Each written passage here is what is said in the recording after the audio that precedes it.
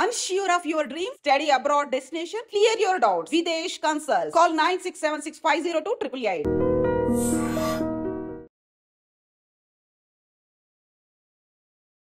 Hi hello నమస్తే welcome back to iDream media. ఈరోజు మనతో ఉన్నారు ప్రముఖ సైకాలజిస్ట్ అలాగే విశ్వ హిందూ రక్షా పరిషత్ జాతీయ మహిళా అధ్యక్షురాలైన యమునా పాఠక్ గారు. అలాగే ఈరోజు ఎపిసోడ్లో మనం పాకిస్తాన్ సిచ్యువేషన్ ఎంత ఘోరంగా ఉందో ఒకసారి తెలుసుకుందాం. అయినప్పటికీ మన మీద చేసిన ఈ దుశ్చర్యలు ఏంటి, వాటిని మనం ఎలా తిరిగి కొట్టాలనే విషయాలు కూడా తెలుసుకుందాం. Hi ma'am. నమస్తే మ్యామ్, పాకిస్తాన్ గురించి కొన్ని విషయాలు మనం మాట్లాడదాం. ఫస్ట్, అప్పుల్లో కూరిపోయి IMF ఇంటర్నేషనల్ మానిటరీ ఫండ్ ద్వారా డబ్బులు తెచ్చుకోకపోతే బతకలేని సిచ్యువేషన్లో ఉంది. అదేవిధంగా ఒక పక్కన ఇండియన్ గవర్నమెంట్ చేస్తున్న డెవలప్మెంట్ ఎలాంటి డెవలప్మెంట్ అంటే ఆర్టికల్ 370 రద్దు చేసి అక్కడ ఉన్న పౌరులందరికీ కూడా 90% ముస్లిమ్స్ ఉన్న వాళ్ళందరికీ కూడా ప్రశాంతమైన లైఫ్ని క్రియేట్ చేసి దాదాపుగా 9 times వాళ్ళ యొక్క ఆర్థిక వ్యవస్థని బాగు చేసి అంత ముందుకు తీసుకెళ్తున్న గవర్నమెంట్ని ఒక పక్క వీళ్ళు బాగుపడాలి అనే ఆలోచన లేకుండా వీళ్ళు తయారు చేసిన టెర్రరిస్ట్ యొక్క ఆర్గనైజేషన్స్ని ఇండియా మీదకి పంపే చర్యలు చేస్తూ ఉన్నారు. దౌర్భాగ్యం ఏంటంటే వాళ్ళ ఆర్మీ కమాండర్స్నే టెర్రరిస్టులుగా మారుస్తుంది పాకిస్తాన్ గవర్నమెంట్. ఇక ఈ పాకిస్తాన్ గవర్నమెంట్కి ఏ విధంగా బుద్ధి చెప్పాలంటారు? నమస్తే అండి. ముందుగా ఒక ప్రశ్న వీళ్ళకి వాళ్ళు ఇంట్రాస్పెక్ట్ చేసుకోవాల్సిన అవసరం ఉంది. ముస్లిమ్స్ అని చెప్తున్న పాకిస్తానీలు మరి ఈరోజు మతం రంగు ముసుగులు ఈరోజు రెచ్చగొట్టే ప్రసంగాలు చేస్తూ యువత మనసుని కల్లోల పెట్టే ఈ దుర్మార్గులకు ఈరోజు యావత్ ముస్లిం సమాజం ఒక ప్రశ్న అడగాల్సిన అవసరం ఉంది. అది ఏంటంటే, పాకిస్తాన్లో ఉన్న దాదాపు మీరు చూస్తే 1987 నుంచి 2007 వరకు 4,000 మంది షియా ముస్లింలు చంపేశారు.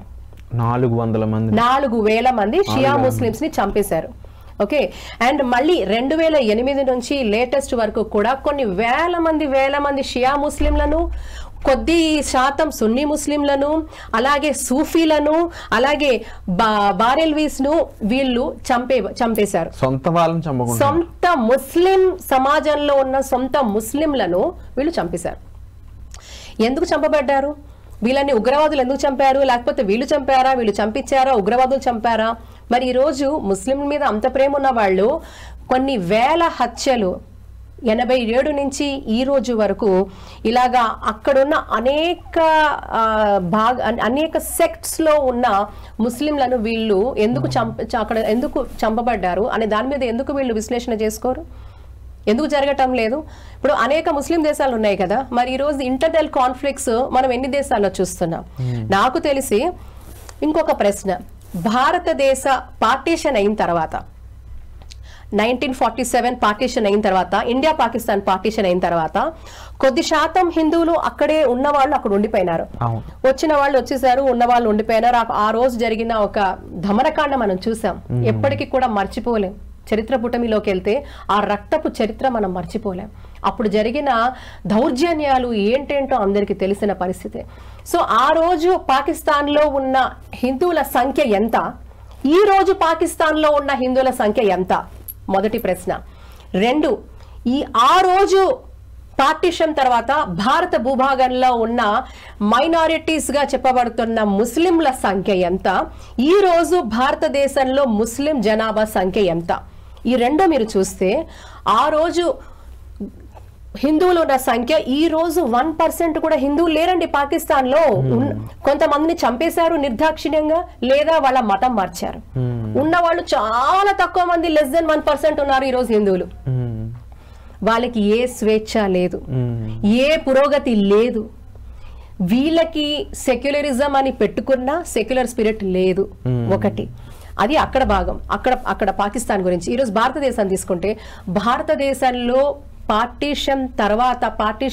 పార్టీషన్ తర్వాత ఇమ్మీడియట్ గా ఉన్న ముస్లిం జనాభా ఏంటి అంటే, ఈరోజు ముస్లిం జనాభా ఏంటి అనే ప్రశ్న మనం గనక లేవనెత్తితే, ఈరోజు ముస్లింలను ఏ ప్రభుత్వం వచ్చినా అన్ని ప్రభుత్వాలు ఇలా పెట్టుకుంటున్నాయి కదండి.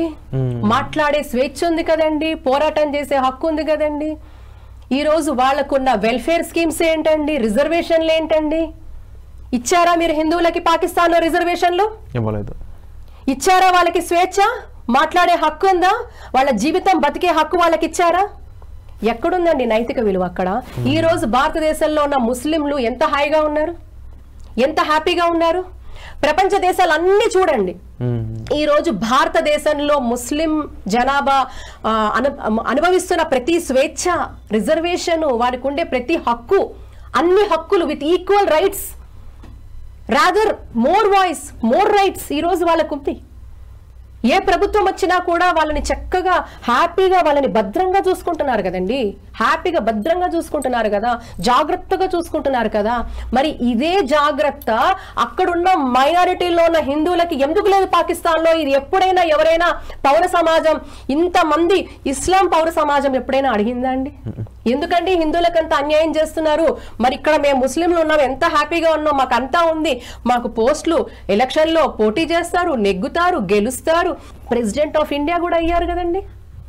అనేక ఉన్నతమైన పదవులు ఈరోజు ముస్లిం సమాజంలో ముస్లిం సోదరులు అనేక పదవులు కూడా చూశారు కదా. ఇది కదా సెక్యులర్ స్పిరిట్. ఎక్కడుంది పాకిస్తాన్కి? ఈ రోజు తెలియదా ముస్లింలకు ఎంత గౌరవం ఈ దేశంలో ఉంది అని? ఎక్కడుంది మనకి వివక్ష ముస్లింస్ మీద? ఈ రోజు పాకిస్తాన్ మాట్లాడుతోంది ముస్లింస్ అని. ముస్లిం సమాజం మీద వారికుందా ప్రేమ, మనకుందా ప్రేమ? మనకుందా సోదర భావన, వాళ్ళకుందా సోదర భావన? సోదరులను చెప్పుకుంటున్న తన సొంత మతంలో ఉన్న వాళ్ళని ఎంతో కిరాతకంగా చంపుతున్న పాకిస్తాన్కి నైతిక హక్కెక్కడుంది ముస్లింస్ గురించి మాట్లాడడానికి? షియాలను, సున్నీలను, కొంత భాగం సున్నీలను, సూఫీలను, బరేల్వీలను కిరాతకంగా చంపారు కదండి. అదే కాకుండా మొత్తం మానవ సమాజానికే చేటు చేసే ఉగ్రవాద సంస్థలను పెట్టి పోషిస్తున్నారు కదండి. వీళ్ళు అప్పులు తెచ్చుకొని, ప్రపంచ సంస్థల నుంచి అప్పులు తెచ్చుకొని వీళ్ళు చేస్తుంది ఏంటా అంటే ప్రజల కోసం చూడటం లేదు, పాకిస్తాన్ లో ఉన్న ప్రజల కోసం వీళ్ళు ఆలోచించటం లేదు. ఉగ్రవాదులను ఎలా పెంచి పోషించి ప్రపంచాన్ని ఎలా నాశనం చెయ్యాలా అని ఈరోజు అడుక్కునే బతుకులు వీళ్ళు బతుకుతూ ప్రపంచ దేశాలలో డబ్బులు తీసుకొని ఉగ్రవాదాన్ని పెంచి పోషిస్తున్నారు. ఈరోజు యావత్ ప్రపంచ సంస్థలు దీన్ని చూడాలి. వాళ్ళు చేస్తుంది మీరిచ్చే డబ్బుని ఉగ్రవాదులకు పోషిస్తున్నారు, ఉగ్రవాదుల్ని పెంచి పోషిస్తున్నారు. కాబట్టి ఈరోజు ప్రపంచ సంస్థలు కూడా ఎవరైతే వీళ్ళకి డబ్బులు ఇస్తున్నారో, పాముకి పాలు పోస్తే ఎంత విషము కక్కుతుందో, ఎంతటి అది కాటేస్తుందో, వీళ్ళు అదే చేస్తున్నారు. ఇంటర్నేషనల్ మానిటరీ ఫండ్ IMF ఇప్పటికీ పాకిస్తాన్కి ఫండ్స్ ఇస్తుంది. ఇది ఇంకెంతకాలం వరల్డ్ కంట్రీస్ సపోర్ట్ చేస్తాయి అనేది ఇది దుర్మార్గపు చర్య అసలు నిస్సందేహంగా.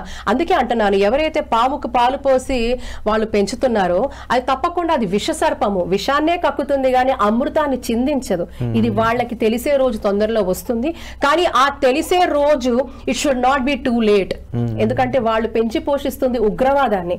వాళ్ళేమి శాంతి దూతలను పోషించటంలే, శాంతి దూతలు ప్రపంచానికి అందించట్లా.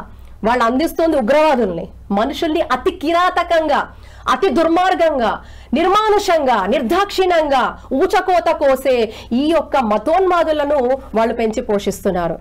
వాళ్ళకి గమ్యం లేదు, గమనం లేదు, ఎందుకు వెళ్తున్నారో దిశ లేదు. వీళ్ళకి ఏది లేని ఒక ఉన్మాదుల్ని వీళ్ళు పెట్టి పోషిస్తున్నారు. కాబట్టి ప్రపంచ దేశాలు ఏం చిన్నవాళ్ళు కాదు. వాళ్ళు వివేకంతో, విజ్ఞతతో ఈ రోజు మెలగకపోతే, పాకిస్తాన్కి ఆర్థిక వనరులు కట్ చేయకపోతే, సోషల్ బాయ్కట్ చేయకపోతే అది ప్రపంచానికి వినాశనానికి చేటవుతుంది అనేది ఈరోజు తెలుసుకోవాల్సిన అవసరం ఉంది.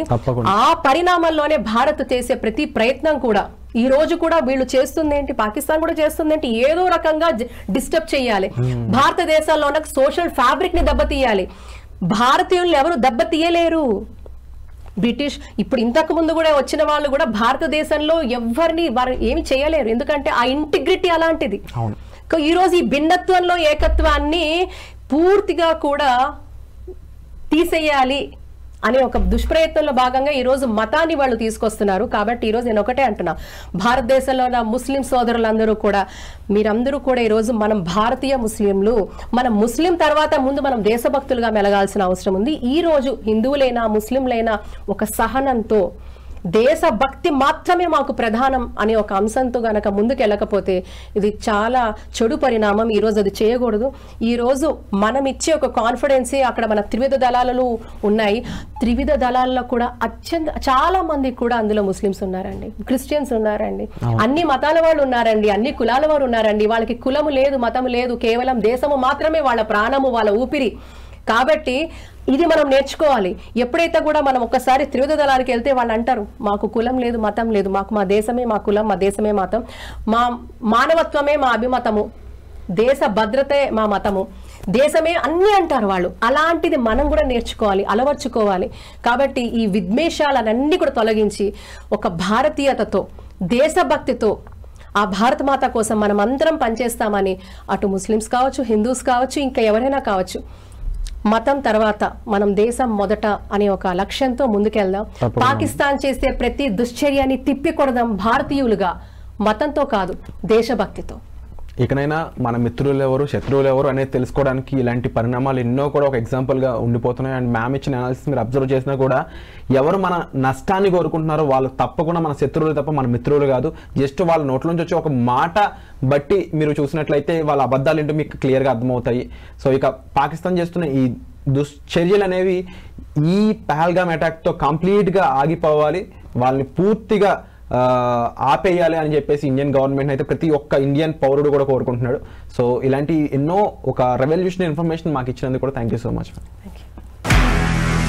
నిజంగా ప్రస్తుతం ఉన్నటువంటి సమాజం దేనికి ప్రయారిటీ ఇస్తుంది? ఆర్థిక సంబంధాల చుట్టూ మాత్రమే తిరుగుతోంది. మళ్ళీ ఎన్నికలంగానే చాలా విరక్తి కలుగుతున్నాం. మంచి అనిపిస్తుంది కదా, లేడీస్ కూడా ఛాలెంజింగ్ జాబ్స్ చేసినప్పుడు చాలా బాగుంటది. ట్రాఫిక్ అసిస్టెంట్స్ గా నియమించిన ట్రాన్స్జెండర్స్ అందరితో సాల్యూట్ చేయించుకుంటున్నారు. ఫుడ్ డెలివరీ ఇవ్వటానికి వెళ్ళినటువంటి డెలివరీ బాయ్ అనిల్ పై కళ్ళ ముందు